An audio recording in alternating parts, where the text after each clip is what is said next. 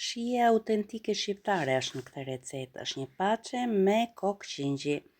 Një kokë qingji e vendosim në tenxhere me presion, duke mbuluar me ujë dhe ziejm 20 deri në 30 minuta derisa mishi të shkëputet nga kocka.